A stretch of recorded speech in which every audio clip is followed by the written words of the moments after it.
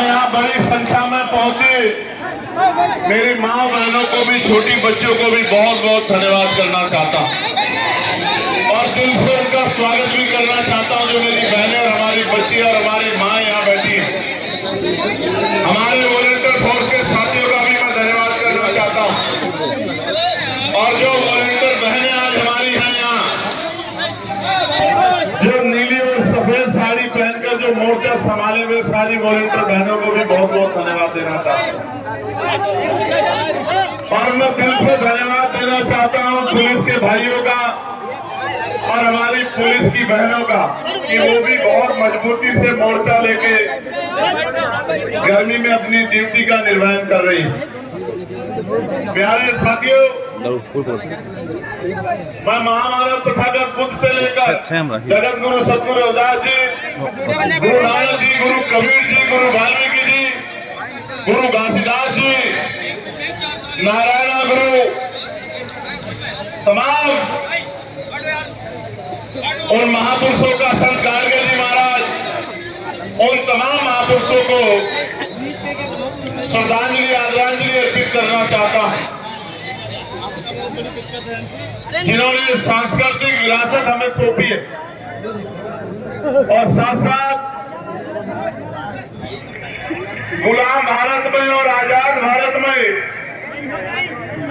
इस देश के कमजोरों को, महिलाओं को, वंचितों को, शोषितों को जगाने वाले राष्ट्रपिता ज्योतिबा फूले, छत्रपति साहू जी महाराज, डॉक्टर बाबा साहब अम्बेडकर, महामना रामस्वरूप वर्मा जी, चौधरी महाराज सिंह भारती जी, सर छोटू राम जी, बाबू शिवदयाल चौरसिया जी, परमानंद लोधी जी, बाबू जगदेव प्रसाद कुशवाहा जी, जननायक कपूरी ठाकुर जी, राम जी संतू जी लाड, मान्यवर दीना भाना वाल्मीकि जी, मेरे गुरु मान्यवर साहब श्री काशीराम जी,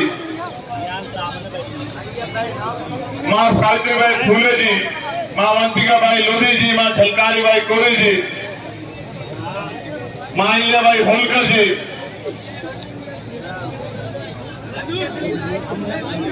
उन तमाम वीरांगनाओं को, देश के वीर अमर शहीदों को जिन्होंने देश के लिए बलिदान दिया, उन सबको नमन करता हूं। और नमन इसलिए कर रहा हूं कि जब भी आप उनको पढ़ोगे, उनका जीवन देखोगे, उनका संघर्ष देखोगे, मैं गारंटी से कहता हूं कि आप भी मेरी तरह सो नहीं पाओगे। मेरे लोगों, मेरी बात को आप याद रखो। मैं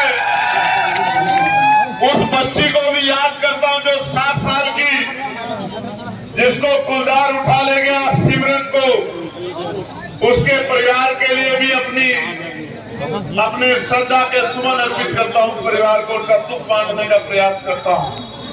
मैं अग्निवीर के रूप में देश की सेवा कर रहे हैं लखीमपुर के लाल इंद्रजीत गुप्ता जी को भी नमन करता हूं, जिन्होंने अभी अभी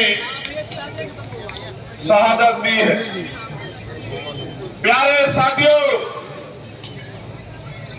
आज लखीमपुर की इस क्रांतिकारी धरा पर जब मुझे आपके बीच आने का मौका मिला है और आप इतनी बड़ी संख्या में अपना प्यार और आशीर्वाद देने के लिए आए हैं, तो अगले 40, 50, 60 मिनट मैं आपसे अपने दिल की बात रखूंगा और मैं आशा उम्मीद करूंगा नौजवानों से, मेरी माओं से, बहनों से, बड़े बुजुर्गों से, इस मंच पर बैठे हर एक व्यक्ति से कि वो आने आज के बाद, यहां से जाने के बाद चैन से नहीं बैठेगा, वो गुलामी को समझेगा और गुलामी की बेड़ियों को काटने के लिए संघर्ष करेगा।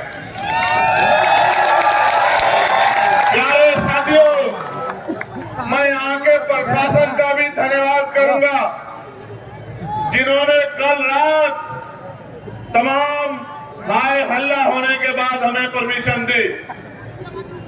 मैं उनका दिल की गहराइयों से स्वागत करता हूं कि वो सत्ता के आगे इतने नतमस्तक है कि जो रैली कल होने वाली है उसकी परमिशन को रात को 7 बजे तक दबा के रखते हैं। मैं उनका बहुत बहुत धन्यवाद करता हूं और मैं उन तमाम अधिकारियों को ये कहना चाहता हूं कि हमेशा आजाद समाज पार्टी इस हालात में नहीं रहेगी। मेरी बात को आप याद रखना।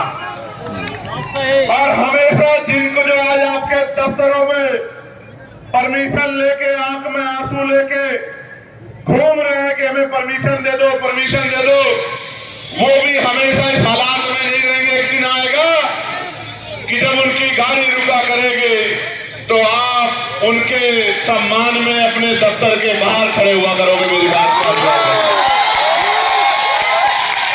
प्यारे साथियों, हालात बदल जाएंगे, माहौल बदल जाएगा। अगर आप बदल जाओ और बदलाव की ठान लो तो उत्तर प्रदेश का मिजाज बदल जाएगा। मेरी बात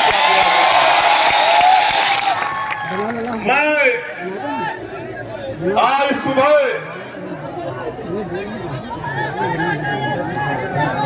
शहीद आजम सरदार भगत सिंह जी से मिला।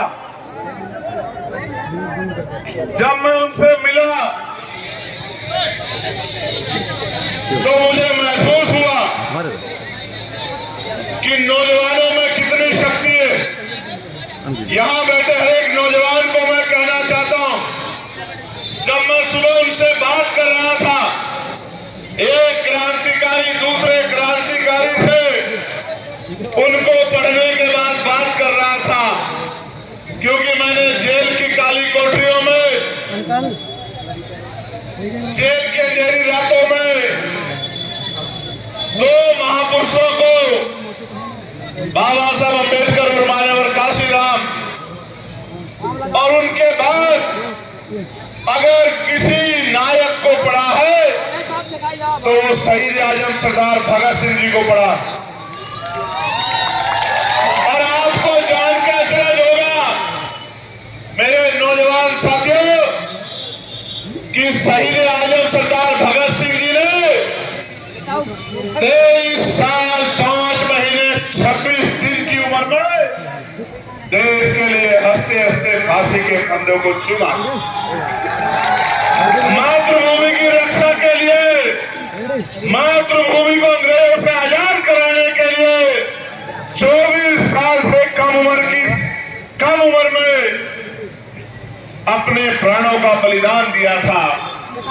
तो मैं सोच रहा था कि ये जो तमाम लोग कहते हैं कि चंद्रशेखर आजाद से तो नौजवान जुड़ा हुआ है, मैं ये कहना चाहता हूं, जब 24 साल का नौजवान अपनी मातृभूमि की रक्षा के लिए, गुलामी की बेड़ियों को काटने के लिए अपने प्राणों का हंसते हंसते बलिदान दे सकता है, तो ये जो युवा यहाँ खड़ा है नौजवान, अगर ये ठान ले तो 2027 में मुख्यमंत्री जी का बोरी बिस्तरा भी बांध सकता है। इस बात का और मैं कहना चाहता हूं उत्तर प्रदेश की तानाशाही सत्ता से कि जुल्म जाति अन्याय अत्याचार की बेड़ी कटेगी। नौजवान अंगड़ाई ले रहा है और वो अपने ऊपर हुए के जुल्म का हिसाब 2027 में वोट के आधार पर करेगा। मेरी बात प्यारे साथियों, मैं ओम प्रकाश वाल्मीकि जी की इन 2 लाइनों से आज की बात की शुरुआत करूंगा। इन त्रासदियों को अभी न जाने कितनी सदियों तक सहना है। इन त्रासदियों अभी न जाने कितनी सदी तक सहना है। होना रखिए, वे तुम्हें जीने नहीं देंगे, तुम्हें मरने नहीं देंगे। मेरी बात का प्यारे साथियों, जब आप घसे मोटरसाइकिल पे, 4 पहिए की गाड़ी पे, पैदल जब घर निकले होंगे इस उम्मीद से कि हमें रैली में जाके कार्यक्रम को सफल बनाना है, आपके मन में जो भाव है उन भाव का कोई तोड़ नहीं है, उसकी कोई कीमत नहीं है।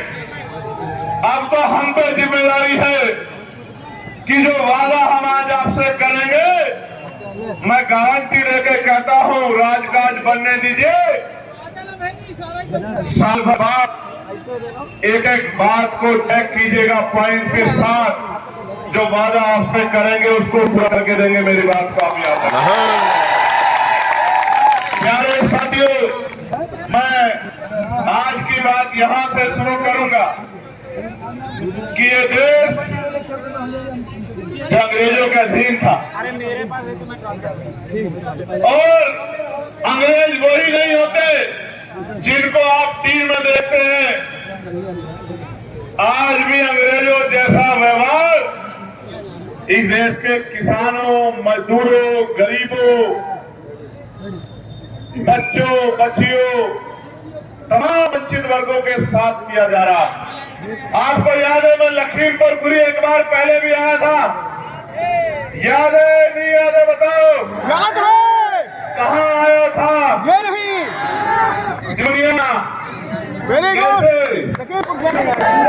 शहर में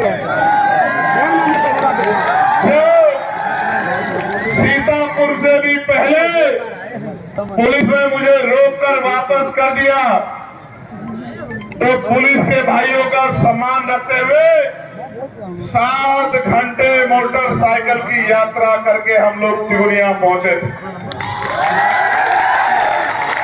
और क्यों पहुंचे थे? क्योंकि वहां किसानों के साथ अन्याय हुआ था। गाड़ियों के पहियों के नीचे बिल्कुल सही मेरे किसान परिवारों को रोन दिया गया था। मेरे आज भी याद है, मैं उन शहीद किसानों को भी उनकी शहादत में नमन करता हूं जिन किसानों ने बलिदान दिया। वो टायर किसानों के ऊपर नहीं चढ़ा था, वो हर एक किसान मजदूर के घर पे, उसकी फसल पे, उसके सम्मान पे चढ़ा। प्यारे साथियों, उन किसान भाइयों को न्याय दिलाने के लिए मैं और मेरे साथी 10-12 साइकिल लेके 7 घंटे का सफर करके पहुंचे। और आपको याद होगा, मैं बधाई देता हूं आपको कि ऐसे गुंडों को आपने उनकी शक्ति छीन के सत्ता से बाहर करने का काम बहुत मजबूती से किया। इसके लिए मैं आपको लोकतंत्र की शक्ति उनको दिखाई कि अगर कोई गुंडागर्दी करेगा तो दोबारा लोकसभा की चौखट नहीं देख पाएगा। मैं आपको बधाई देता हूं, आपने बहुत मजबूत किया। प्यारे साथियों, बाबा साहब अम्बेडकर 1930 में ये बात कहते हैं कि हमारे दुखों को हमारे सिवाय कोई और नहीं मिटा सकता है। हम भी तब तक नहीं मिटा सकते जब तक राजनीतिक सत्ता हमारे हाथ में नहीं होगी। मेरी बात पे गौर करो। लोकतंत्र से पहले पाल, प्रजापति, कश्यप, सैनी, मौर्य, साकेत, केवल, मल्ला, लोधी, विश्वकर्मा, सैन, तमाम वंचित वर्गों के बच्चों को अगर किसी ने नहीं पढ़ा तो पढ़ेगा। 1935 से पहले किसी सरकारी पद पे जाने का अधिकार भारत के नहीं है। 1935 में 1935 का जो एक्ट बना, और ऐसे नहीं बना एक्ट जिन्होंने नहीं सुना हो, नहीं जाना हो, वो भी जान लो। एक कमेरी मां की कोख से जन्म लिया चंद्रशेखर आजाद आज यहाँ लखीमपुर खीरी में आपको जनवाने आया है कि लोकतंत्र आने के बाद क्या बदलाव हुए मेरे लोग। तो मेरे प्यारे साथियों, 1928 में बाबा साहब अम्बेडकर ने बहिष्कृत हितकारिणी महासभा के बैनर तले मेमोरेंडम दिया कि देश में अछूतों के, शूद्रों के हाथ बड़े खराब हैं, अंग्रेजों को हमारे बारे में सोचना चाहिए। उनकी मेमोरेंडम पे साइमन कमीशन भारत आया। नौजवानों को पढ़ना होगा, अगर लड़ना है तो पढ़ना होगा, और अगर जीतना है तो पढ़ के संघर्ष करना पड़ेगा मेरे नौजवान साथियों। 1929 में साइमन कमीशन ने जो सर्वे किया, 1929 में जो अपनी लड़ाई खुद नहीं लड़ सकता उसकी लड़ाई कोई नहीं लड़ सकता। लड़ने से अच्छा है लड़ो और तब तक लड़ो जब तक आप क्या तो हार ना जाओ या जीत ना जाओ। तब वेरी गुड। आजाद भाई जिंदाबाद जिंदाबाद। 30 में साइमन कमीशन ने रिपोर्ट दी और 1930 में ही गोलमेज कॉन्फ्रेंस हुई। पहली गोलमेज कॉन्फ्रेंस में बाबा साहब अम्बेडकर ने कमजोरों के लिए, महिलाओं के लिए, दलितों के लिए, पिछड़ों के लिए गोलमेज कॉन्फ्रेंस में उनके अधिकारों के लिए मांग उठाई।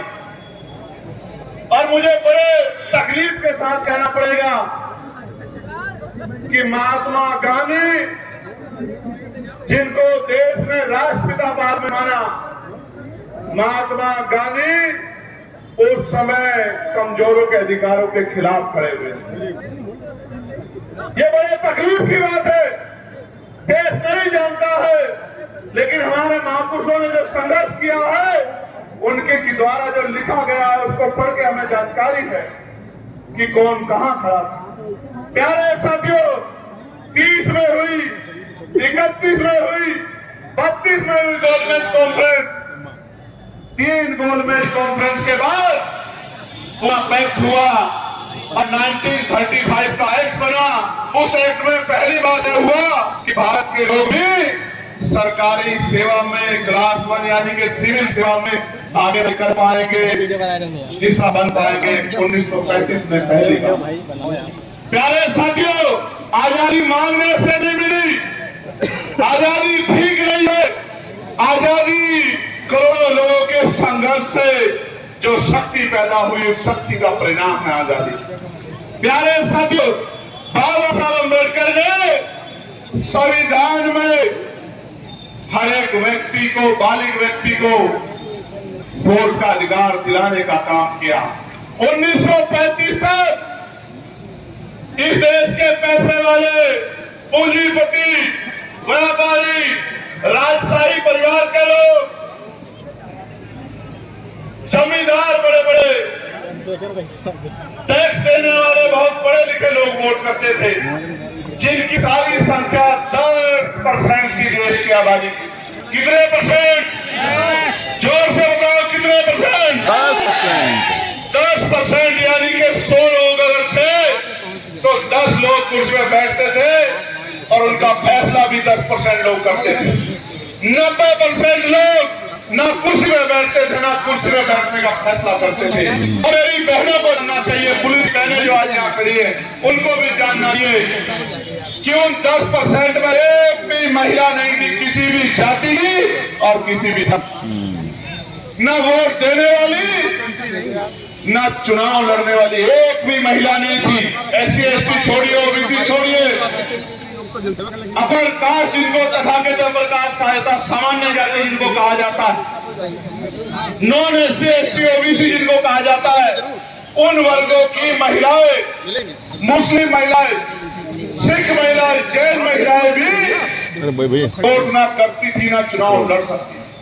ये तो भला हो बाबा साहब अम्बेडकर का कि देश के संविधान में महिलाओं को बराबर के अधिकार दिए और प्रधान से लेकर प्रधानमंत्री और राष्ट्रपति महिलाएं बनी, तो बाबा साहब अम्बेडकर के संविधान की बदौलत बनी। आज अगर दरोगा बनी है, CO बनी है, इंस्पेक्टर बनी है, SSP बनी है, और जहां तक मुझे आइडिया है, इस जिले की SSP शायद कोई बहन है, कोई महिला इस जिले के SSP आई थी, ख्याति गर्ग। अगर IAS IPS बनी, अगर सेक्रेटरी, चीफ सेक्रेटरी बनी, अगर पायलट बनी, इंजीनियर बनी, तो बाबा साहब अम्बेडकर के संघर्ष की वजह से बनी, किसी आशीर्वाद की वजह से नहीं। तो प्यारे साथियों, ये जो वोट का अधिकार आपको दिलाया था, इसके बारे में आपको बताना चाहता हूं। अगर ये वोट का अधिकार नहीं होता तो ये बड़े बड़े महलों वाले, बड़ी बड़ी गाड़ी वाले, बड़े बड़े बंगलों वाले, बड़े बड़े मुल्कों वाले, ये अमीर लोग कभी आपकी बस्तियों में पैर नहीं रखते। मेरे लोगों,